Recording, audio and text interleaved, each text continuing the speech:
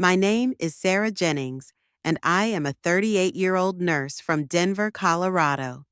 I never imagined that my life would take such a dramatic turn, but what I'm about to share with you is something that changed everything. My near-death experience and the divine revelation I received about the unimaginable power of fasting and prayer. It all began on April 11th, 2024, a day that seemed ordinary at first. I had been working exhausting shifts at the hospital, barely finding time to eat or rest. As a nurse, I had always prioritized the well-being of my patients over my own health. My body was worn down, my spirit weary, but I kept pushing forward. That morning, a strange weakness settled over me. It was more than just fatigue. It was as if something heavy was pressing down on my chest. I ignored it, attributing it to exhaustion. I had worked through worse before, but as I walked down the hospital corridor to check on a patient, an unbearable, crushing pain spread through my chest. My vision blurred. The sounds around me faded. And then, darkness. I later learned that my heart had stopped for 29 minutes. The medical team fought desperately to revive me, but during those moments, I had already left my body. What I saw next was beyond human comprehension. When my eyes opened, or rather, when my awareness returned, I was no longer in the hospital. The pain, the chaos, the alarms blaring around my lifeless body, all of it had disappeared. Instead, I found myself in a realm of pure, radiant light. But it wasn't like any light I had ever seen before. It didn't blind or hurt my eyes. Instead, it felt alive, as if it carried warmth, love, and understanding within its glow. At first, I was confused. I tried to take a step forward, but I realized I wasn't walking in the way we do on Earth. It was as if I was being carried forward by an unseen force, a gentle yet undeniable pull toward something, or someone. Then, in the distance, I saw a figure. At first, he was just a radiant silhouette, brighter than anything else around him. But as he stepped closer, his features became clearer. My heart, if I still had one in that moment, recognized him before my mind did. It was Jesus.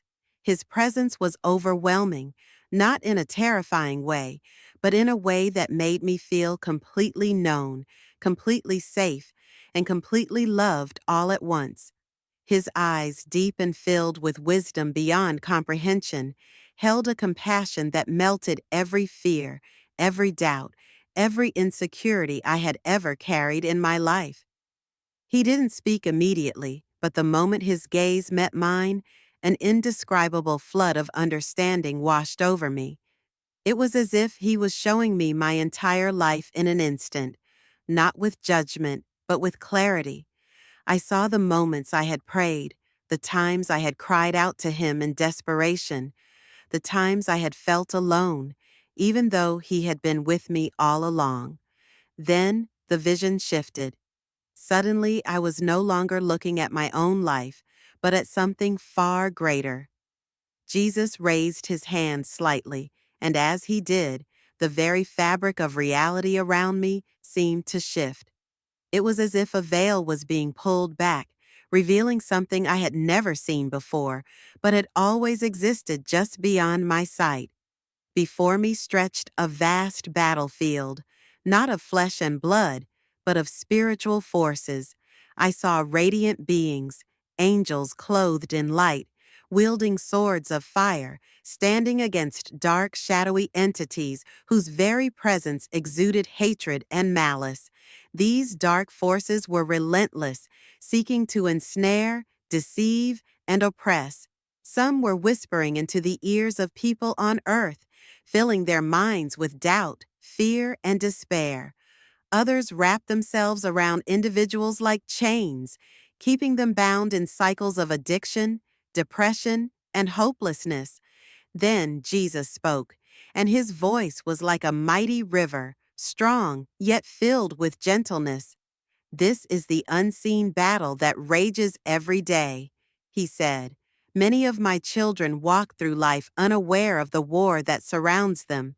They struggle, they cry out, yet they do not understand the weapons I have given them. With another motion of his hand, I saw something incredible. In the midst of this battlefield, certain individuals stood apart. Their bodies glowed with an unearthly light, and from their mouths and hands radiated waves of power, some like flames, others like streams of living water. These were people who had committed themselves to prayer and fasting. "Do you see?" Jesus asked, his eyes full of urgency. "These are those who understand. When they fast, they are not simply denying their bodies, they are strengthening their spirits. They are wielding weapons that the enemy cannot withstand. Demonic forces that would not move for years are shattered in an instant when my people fast with faith." My heart pounded as I watched this unfold. I saw a woman who had prayed for her son's salvation for years. When she began to fast, the chains binding him to addiction broke. I saw a pastor, weary and discouraged, who decided to fast and seek God's will. Immediately, new doors opened and his ministry flourished. I saw a young man who had battled depression for most of his life. Yet when he humbled himself before God in fasting, the dark cloud that had followed him lifted, and joy flooded his soul.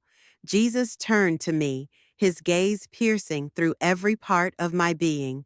"Fasting is a key," he said, "a key that unlocks what has been bound, a key that releases what has been delayed, a key that strengthens my people for the battles they do not even realize they are fighting."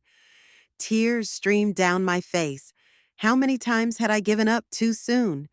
How many times had I allowed distractions, doubts, or the enemy's lies to keep me from pressing in through fasting? "Tell them, Sarah," Jesus said.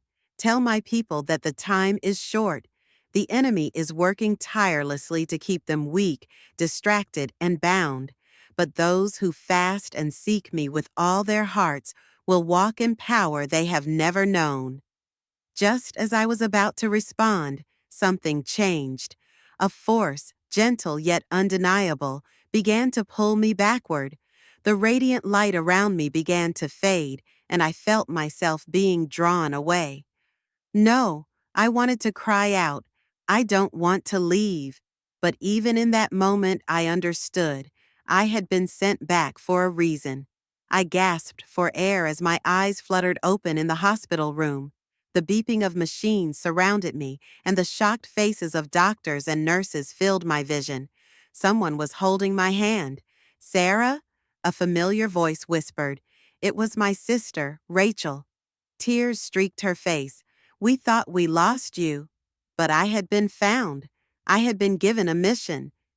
Rachel's grip on my hand tightened as she whispered, "You were gone for so long. They said there was no hope." Tears welled in my eyes, not from fear, but from the overwhelming weight of what I had just experienced. I tried to speak, but my throat was dry, as if I had been wandering in a desert for days. A nurse rushed to bring me water, her hands trembling as she held the cup to my lips. One of the doctors, a tall man with graying hair, leaned in. His expression was a mixture of disbelief and awe. "Sarah, you were clinically dead for 29 minutes. Your heart stopped. We did everything we could, but nothing worked. And then, out of nowhere, your pulse came back." He shook his head. "Medically, this doesn't make sense." But I knew the truth. It wasn't medicine. It wasn't luck. It was Jesus. I struggled to sit up, my body weak but my spirit alive with urgency. "I need to tell you all something," I said, my voice hoarse but determined. The room grew silent.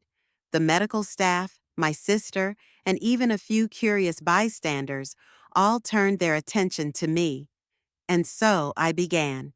I told them about the light, about the battlefield of the spiritual realm, about the warriors who fasted and prayed.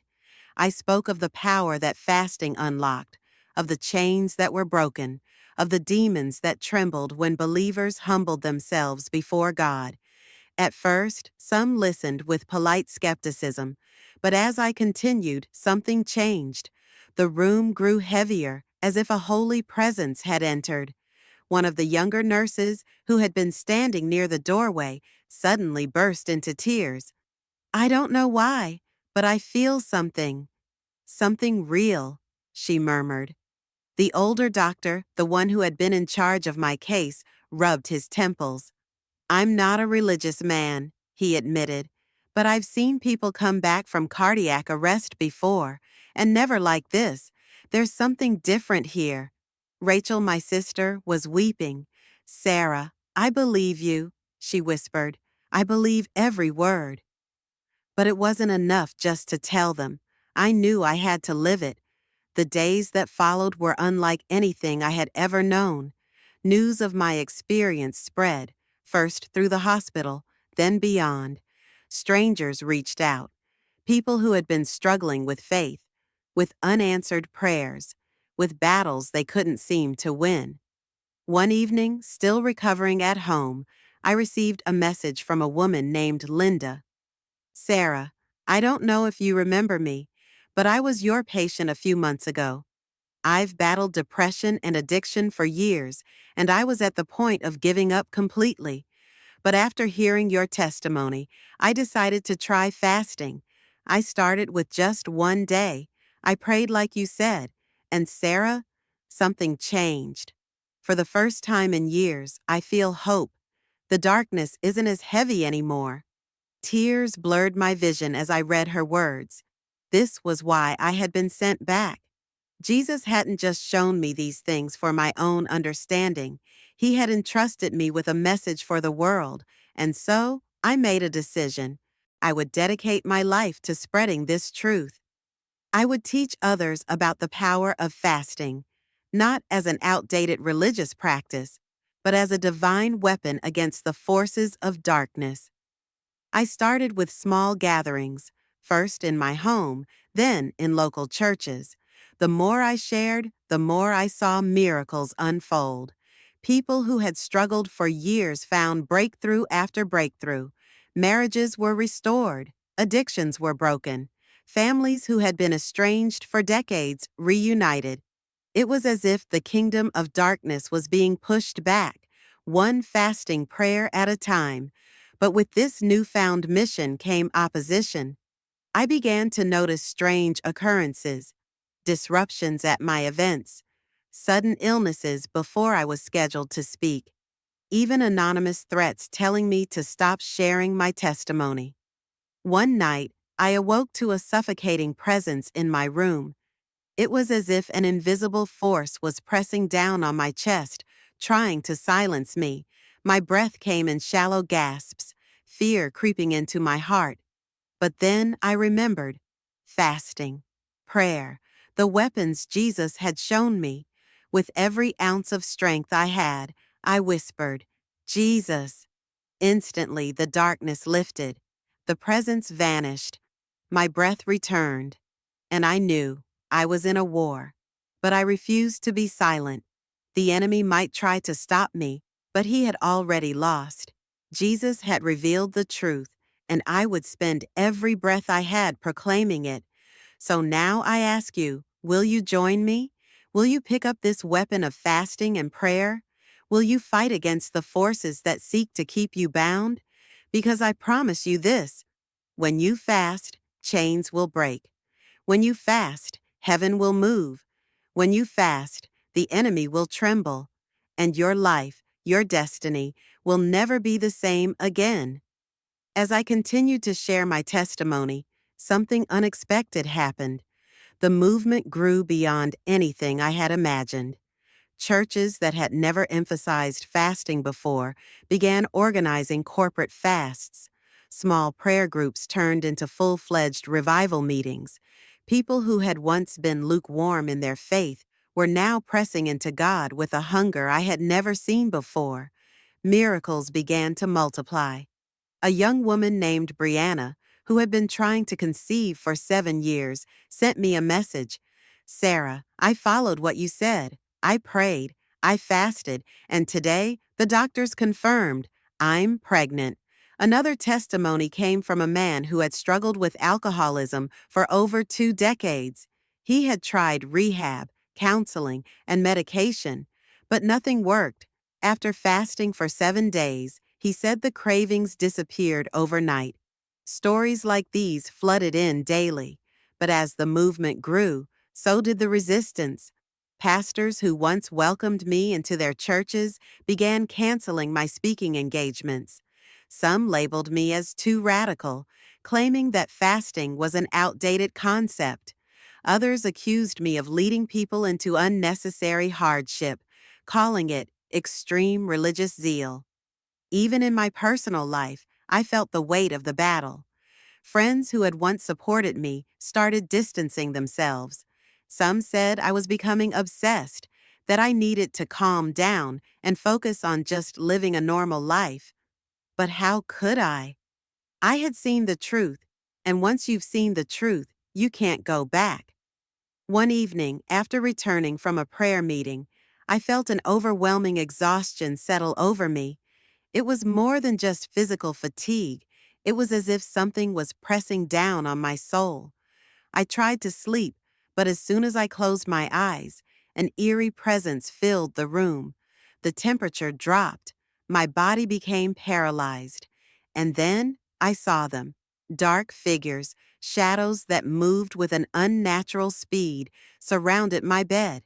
I couldn't move, couldn't speak, but I could feel their hatred. They wanted me to stop. They wanted me to be afraid. In that moment, every teaching on spiritual warfare came rushing back to me. This is not against flesh and blood. I couldn't fight this battle with logic or reason. I needed the weapons Jesus had given me. With every ounce of strength I had, I forced my lips to move. The words barely escaped my throat, but they carried power. Jesus. The shadows recoiled. I pushed harder. Jesus Christ, my King. The darkness shattered.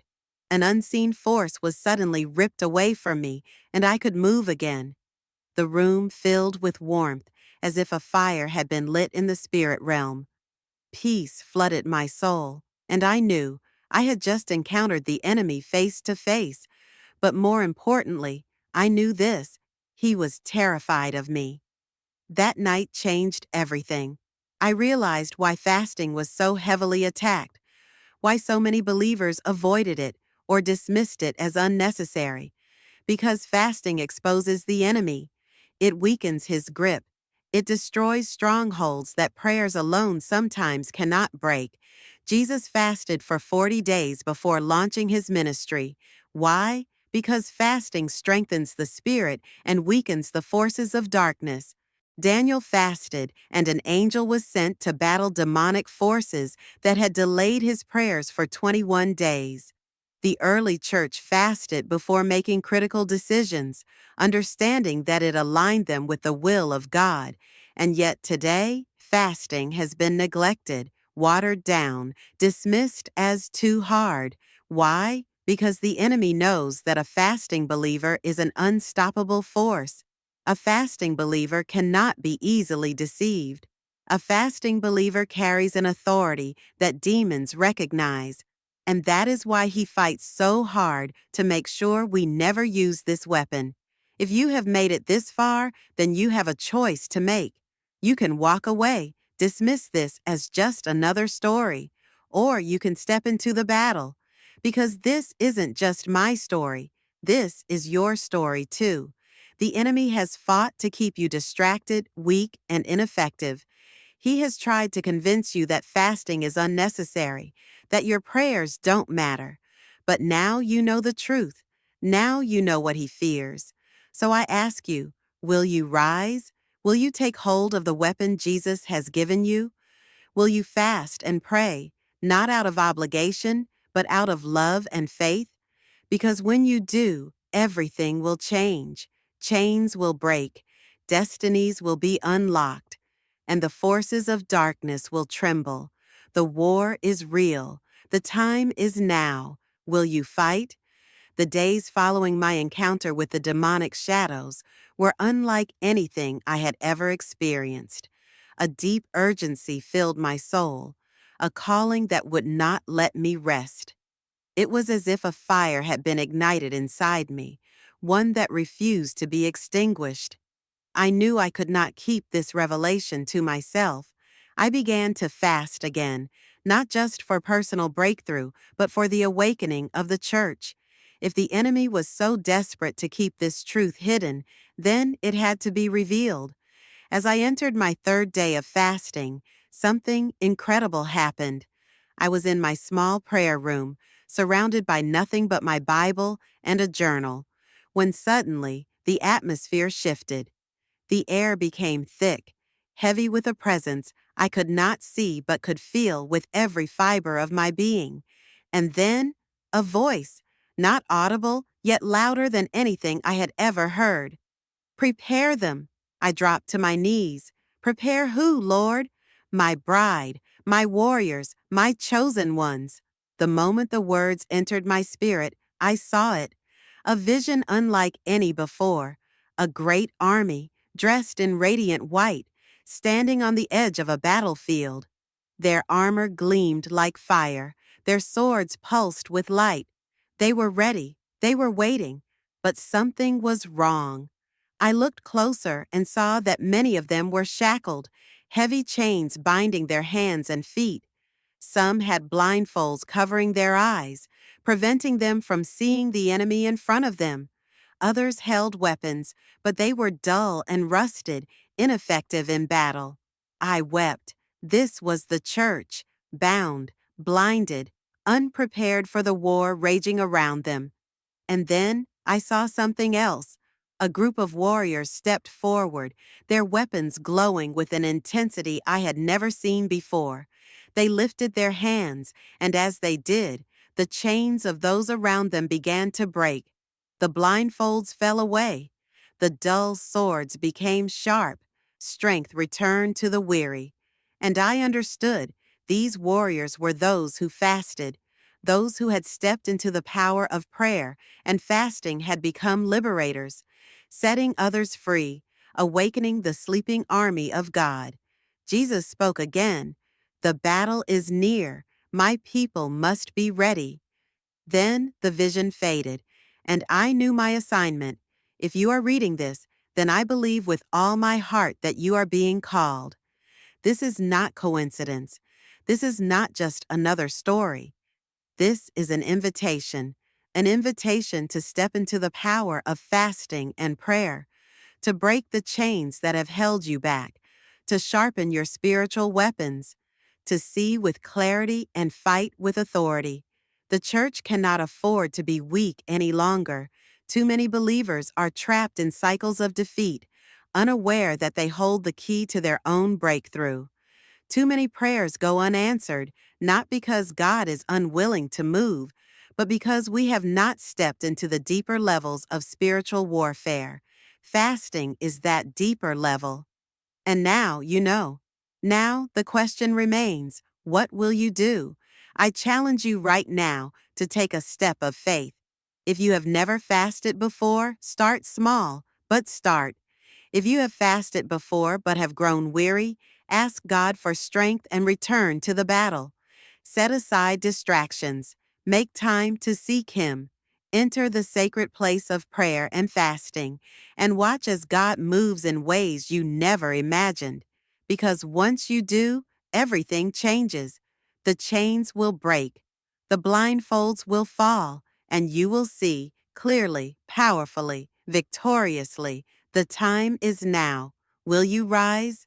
I have shared with you what was revealed to me.